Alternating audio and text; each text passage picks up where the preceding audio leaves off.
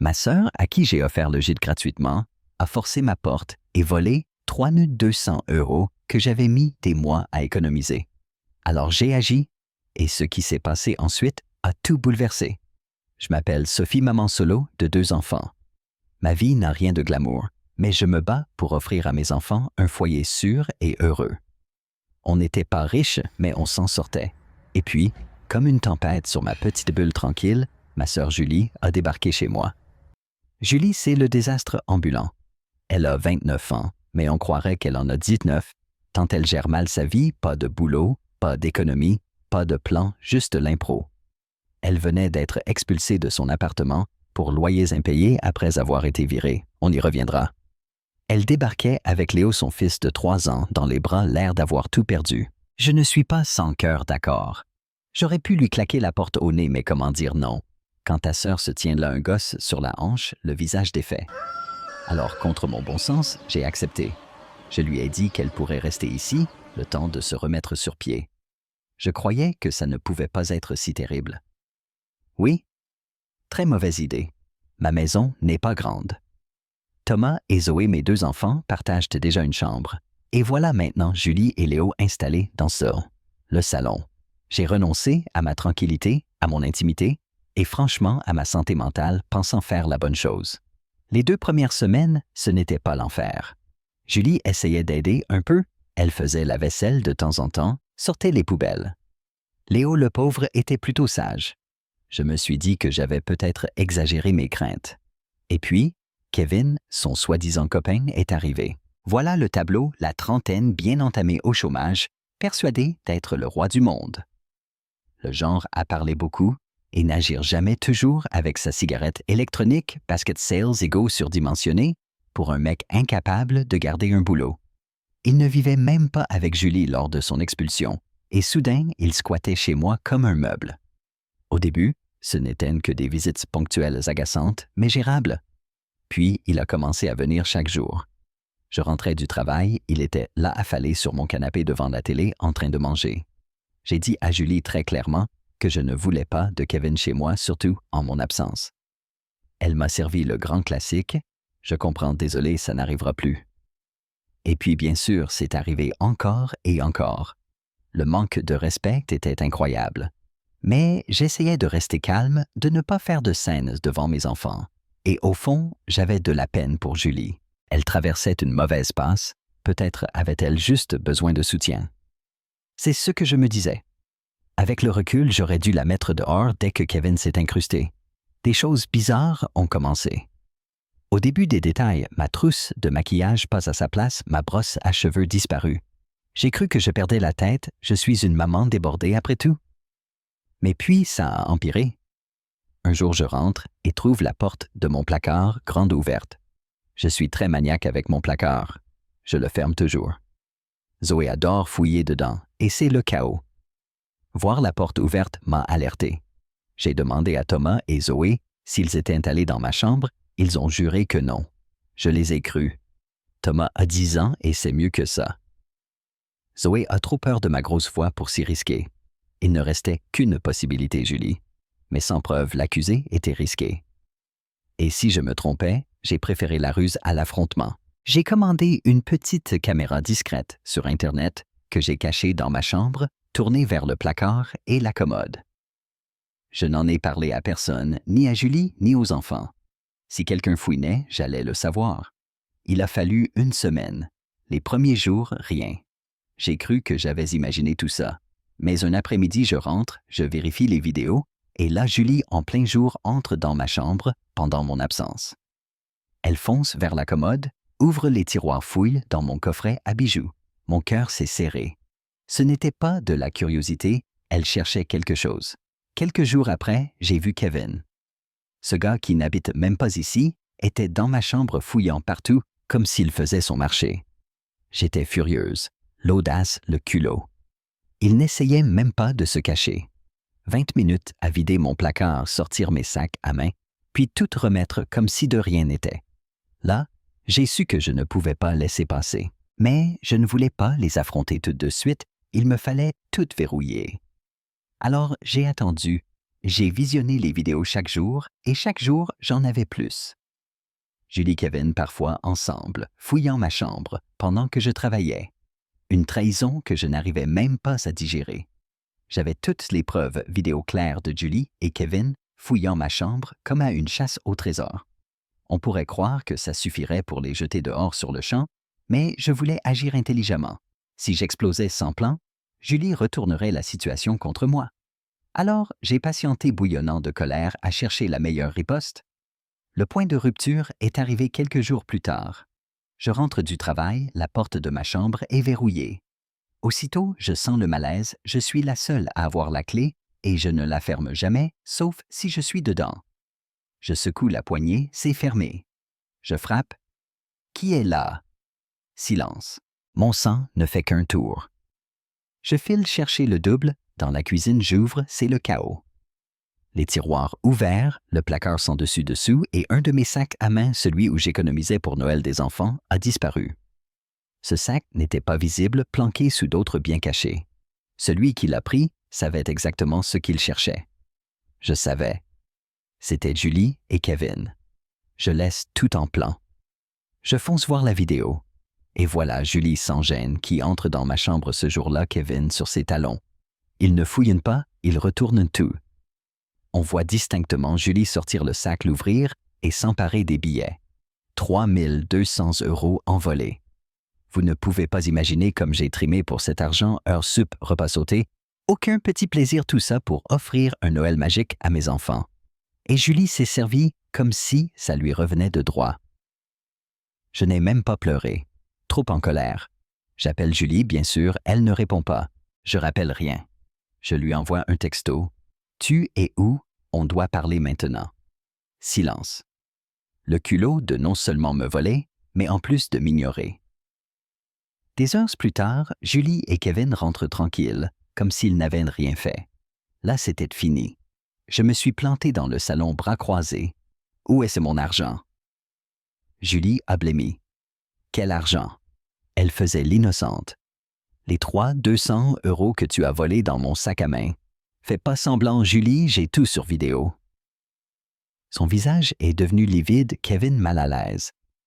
J'ai rien pris, tu as dû l'égarer, bredouille-t-elle. Mais sérieusement, arrête ton cinéma, j'ai tout vu. Vous étiez dans ma chambre, vous avez pris le sac et l'argent. Inutile de mentir. Là, Julie a craqué larmes de crocodile. J'avais pas le choix, je devais payer des factures, c'était pour Léo. Oser mêler son fils à ça? J'ai gardé mon calme. Des factures? Tu vis ici gratuitement, tu manges ma nourriture, tu utilises mon électricité et c'est comme ça que tu me remercies. Kevin a tenté de jouer les durs. Tu n'as pas à lui parler comme ça, en s'avançant pour m'intimider. Grosse erreur. Je l'ai regardé droit dans les yeux. Tu ne me parles pas du tout. Tu ne pèses rien, tu n'aides pas, tu n'es pas le bienvenu ici. Sauf si tu as 200 € à me donner, ferme-la. J'ai dit à Julie qu'elle avait jusqu'à la fin de la journée pour me rendre mon argent, sinon j'appelais la police. Elle a supplié disant qu'elle ne l'avait plus. Comment ça tu ne l'as plus? Là, elle a avoué, ils avaient déjà tout dépensé en Uber Eats essence et n'importe quoi d'autre. Ma mâchoire s'est décrochée. Tu veux dire que vous avez cramé 3200 € en quelques heures? Sérieusement? Elle pleurait. Kevin restait planté comme un idiot. Je leur ai dit de partir. Vous avez jusqu'à ce soir pour me rembourser, sinon je porte plainte. Hein? Julie a tenté la culpabilisation.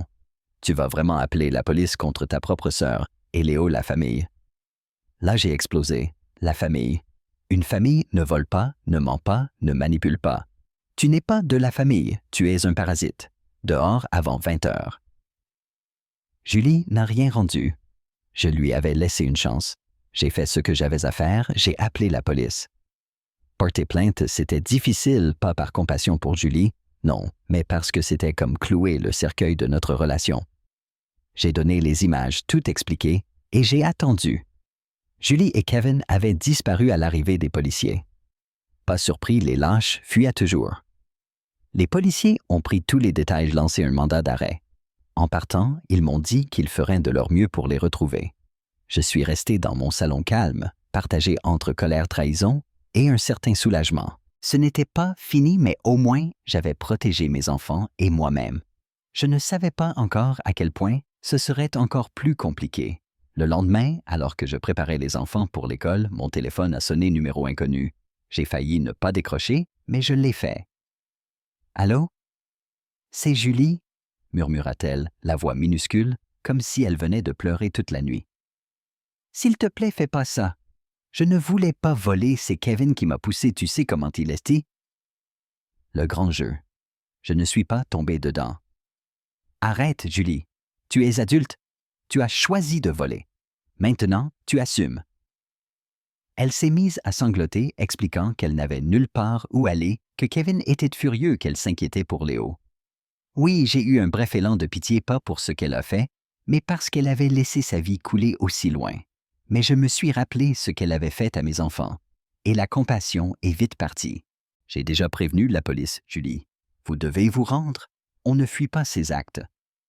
Aussitôt, elle s'est énervée. Tu fais ça à ta propre sœur après tout ce que j'ai vécu. J'ai raccroché.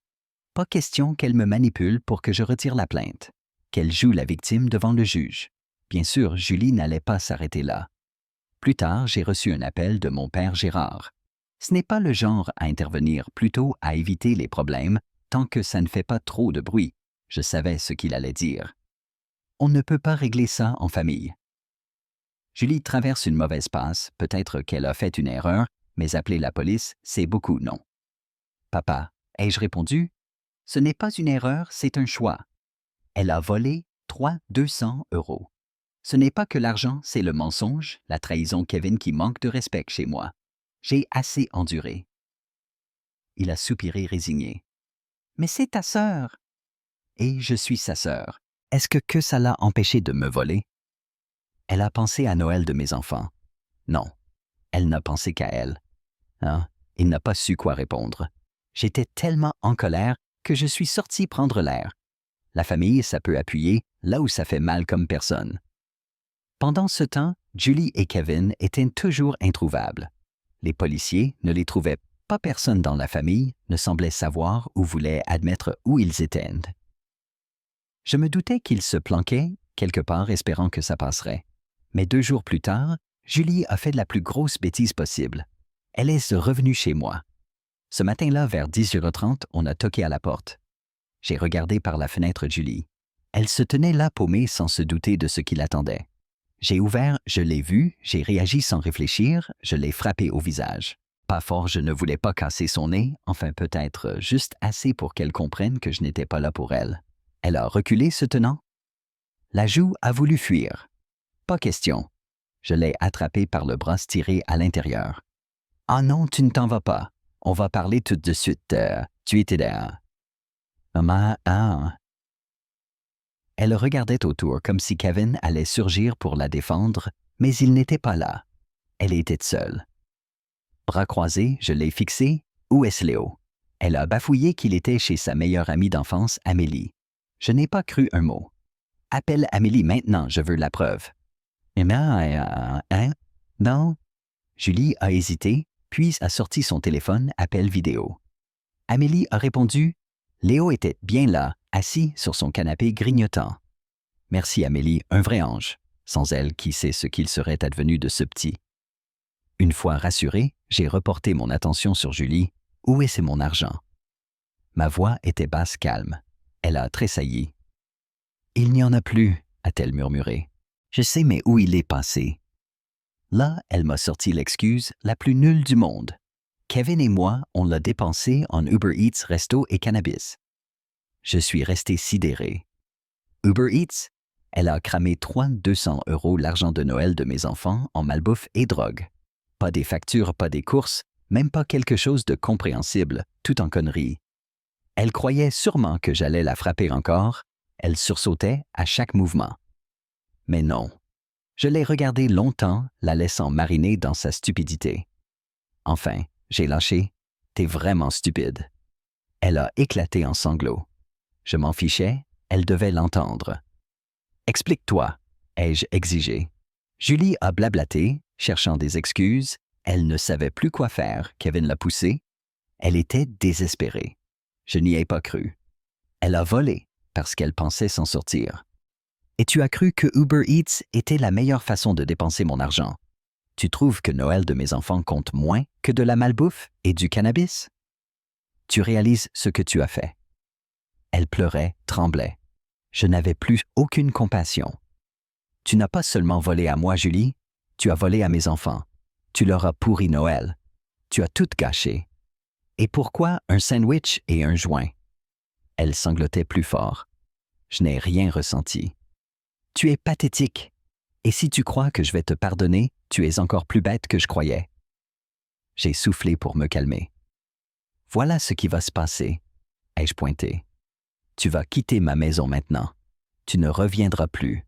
Et tu affronteras la police car je porte plainte. Elle m'a regardé effondré. Tu ne peux pas faire ça. Regarde-moi bien. Julie debout dans mon salon choquée qu'après tout ça, elle ose revenir. Mais ce qu'elle a dit après a dépassé l'entendement. Je ne cherchais pas ton argent, je cherchais ton revolver. Mon cœur s'est arrêté. Mon revolver? J'ai un port d'armes, je l'ai toujours sur moi. L'idée que Julie ou Kevin mettent la main dessus m'a glacé. De quoi tu parles, Julie? Ai-je coupé la voix tranchante? Elle évitait mon regard. Kevin voulait qu'on s'en serve pour aller à mon ancien boulot les effrayer se venger d'avoir été virés? J'étais sidéré. Tu voulais prendre mon arme pour menacer ton ancien patron. T'es tombé sur la tête. Elle a bredouillé que ce n'était pas vraiment son idée que Kevin l'avait convaincu, mais je n'avalais rien. Attends. Tu es adulte, Julie. Arrête de te cacher derrière Kevin. T'as choisi de voler comme t'as choisi tout le reste. Là, j'ai tilté. Pourquoi t'as été viré en vrai? Tu nous as dit que c'était des licenciements économiques. Son visage s'est empourpré. Dis la vérité, Julie. Elle a fini par avouer croisant les bras boudeuses. Je me suis fait virer parce qu'avec des collègues, on prenait dans la caisse. J'en revenais pas. Voler. C'était pas grand-chose, on était de mal payés, le rabais était nul. Elle gagnait 19,50 € de l'heure à l'épicerie du quartier, et elle trouvait ça normal. T'as volé combien? Environ 690 €. Je la soupçonnais d'avoir minimisé. Et ton patron t'a laissé partir si tu remboursais. Oui, mais j'ai pas remboursé, je pouvais pas. Arrête de tout mettre sur Kevin. C'est ton bordel, Julie, et tu continues de creuser. Maman, j'ai enchaîné. Pourquoi t'as été expulsé? T'as pas payé le loyer, c'est ça. C'est pas ma faute, le proprio voulait pas de Kevin. Non? Maman? Eh ben, et alors? Elle a fini par avouer. J'ai menacé le proprio de lui envoyer des gens s'il acceptait pas Kevin. Non, j'étais écœuré. Et Léo, il était où? Chez Amélie? Kevin voulait pas de lui, alors je l'ai laissé là. Là, j'ai explosé. Tu as abandonné ton fils? Tu l'as laissé à Amélie pour traîner avec Kevin, voler, menacer les gens. Elle a voulu protester, je l'ai coupé. Tu te rends compte que t'es une mère indigne. Tu ne mérites pas ce gosse. Il est mieux avec Amélie ou n'importe qui sauf toi. Et j'ai ajouté que j'aiderais Amélie à obtenir la garde. Il mérite mieux, tu peux pas lui offrir ça. Elle sanglotait, mais j'étais froide. Tu vas aller en prison, Kevin aussi. Je ne te protège plus. Tu l'as cherché. Je criais si fort que les voisins ont dû entendre. Quelques minutes plus tard, on a frappé à la porte. 2 policiers inquiets. Tout va bien. Un voisin a signalé du bruit. Merci à eux, j'allais appeler moi-même. Ils ont demandé si j'avais besoin d'aide. J'ai pris une inspiration. Non, tout ne va pas bien. Je vais vous expliquer. J'ai tout raconté, le vol, les vidéos, la tentative de revenir aujourd'hui. Julie a tenté de couper. Je l'ai arrêté net. N'essaie même pas. Ils verront les images. Un agent s'est tourné vers Julie. C'est vrai? Elle a sorti sa botte secrète, joué la victime. Elle m'a donné l'argent. Elle a oublié. Je voulais juste parler. Là, j'ai failli exploser. Tu es incroyable, Julie. Je ne t'ai rien donné, tu as volé, tout est filmé. Le policier m'a calmé, a demandé les images. Je leur ai dit que les collègues avaient déjà tout. Ils ont noté. Ils ont demandé, sa pièce d'identité, sont sortis la vérifier. 2 minutes après, il est revenu. Madame, vous faites l'objet d'un mandat d'arrêt. Julie a blêmi. Pourquoi? Pour ne pas avoir remboursé l'argent volé à votre ancien employeur. Ils l'ont menotté. Je n'ai pas ressenti de pitié, juste un soulagement de justice enfin rendu. Avant de sortir, ils l'ont fouillé, trouvé quelques billets. Un policier les lui a tendus. C'est tout ce que vous avez. Julie, dans sa bêtise infinie, me les a donnés. Tiens, reprends-les. 20 $ 76 €. Gardez-les, ai-je dit au policier. Elle en aura plus besoin que moi. Comment elle était venue? Kevin m'a déposé. Où était-il, garé au coin de la rue? Le policier est allé voir a trouvé Kevin en train de dormir dans la voiture. Il avait un casier encore pire que Julie menottait direction commissariat. Une fois débarrassé des deux, j'ai fermé la porte, soupiré longuement. Je n'ai pas ressenti de joie, juste de l'épuisement. Comment en était-on arrivé là? Ce soir-là, Monique, la mère de Julie, pas la mienne, m'a appelée furieuse. Comment as-tu pu faire ça? C'est ta sœur, tu ruines sa vie. Je l'ai laissé hurler, puis calmement. Si tu l'avais mieux élevée, on n'en serait pas là. Maintenant, c'est mon problème, et je gère. Elle m'a insulté, j'ai bloqué son numéro. Qu'elle la sorte de prison avec son argent, moi c'est fini. Le procès au tribunal de Paris vient de finir. Voir Julie tenter d'échapper à ses responsabilités, c'était un spectacle. Le juge n'a rien laissé passer les vidéos d'effraction. Son aveu enregistré à propos de l'arme. Le témoignage de l'épicerie du quartier, elle était coincée. Ses larmes de crocodile, ses excuses pour Léo, personne n'en avait rien à faire. Le verdict, 18 mois de prison, obligation de rembourser. Peine pour vol et effraction, possibilité de libération après 12 mois si bonne conduite. Kevin lui a pris 2 ans et demi pour son passé chargé et sa participation. On a découvert d'autres casseroles fraudeurs recel. La meilleure nouvelle, Amélie a obtenu la garde complète de Léo. Le tribunal n'a pas hésité. Julie l'avait abandonné en cavale, avec Kevin les témoignages de la famille, et des voisins ont confirmé qu'Amélie était la meilleure option. Pour tout le chaos qu'a causé Julie, je suis soulagé que ce chapitre soit clos. Elle passera Noël en prison. Moi, je ne pourrais pas offrir à Thomas et Zoé le Noël dont je rêvais. Les beaux cadeaux sont partis, c'est irréversible. Mais je me suis promis de faire mieux, non seulement comme pilier, mais comme maman. Alors, est-ce que ça valait le coup? Oui, 1000 fois oui.